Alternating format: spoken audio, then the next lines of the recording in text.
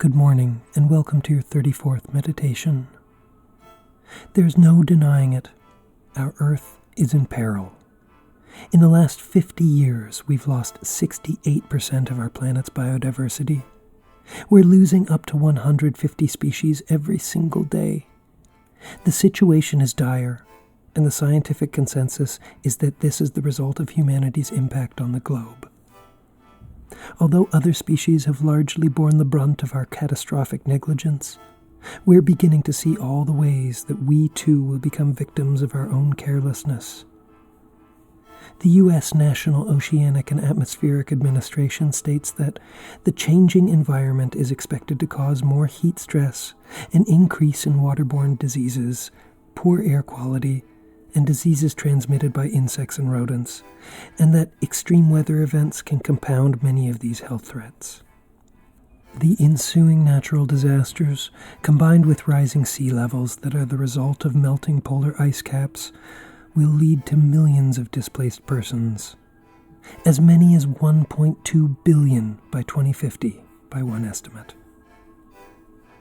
But the purpose of listing all these grim facts is not to sadden you, or to make you feel guilty. Rather, it's to reinforce that climate change is a fact that we will all have to reckon with at one point or another. The question is, how? The truth is that your guilt and sadness won't protect the Earth from destruction any more than your willful ignorance of the reality of climate change will. So don't bother. It's not your fault that the entire history and evolution of humanity into an industrialized race has led us to this one critical moment. And sad as the loss of so many of our planet's species may be, our tears will not restore them to life. We must focus instead on doing what we can to preserve what we have left. Of course, this can seem a daunting task. How can we as individuals do anything that could possibly make a difference in the face of an industrialized world that has depended on the use of destructive fossil fuels for so long now? How can we even be critical of the use of fossil fuels when we all depend on them every day? Isn't that just flagrant effrontery and hypocrisy? No, it isn't. We didn't choose the world into which we were born. We inherited it with all its flaws, with its already established means of production, and with all the demands it makes upon us. The younger generation of today is not responsible for where we are, but for where we will go. So although we may currently depend on technologies whose production requires the burning of fossil fuels, we ought to consider what we can do as individuals to promote a transition to greener means of production. If we have money to invest, perhaps we buy stock in companies that only use green energy, or that promote the transition to a greener economy themselves. Perhaps we fly less. If we drive, perhaps we switch to an electric or hybrid vehicle. Or, if possible, we ditch the car for a bicycle.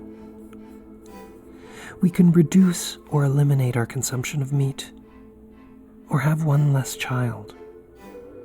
We can also contribute to environmentalism in our communities by volunteering to help with local conservation efforts. Conservationist Ralph Tonninger says opportunities of this sort are endless, citing citizen-based science monitoring initiatives, undertaking community-based restoration and planting events, public education and outreach opportunities, as just a few examples. So clearly there's a lot more we can do than to simply be morose about the current situation. Why not pick one of the above suggestions and try it out to start? Whatever it is, it will help. And we, together with our planet and every living thing upon it, need all the help we can get right now. Keep it up. You're doing great.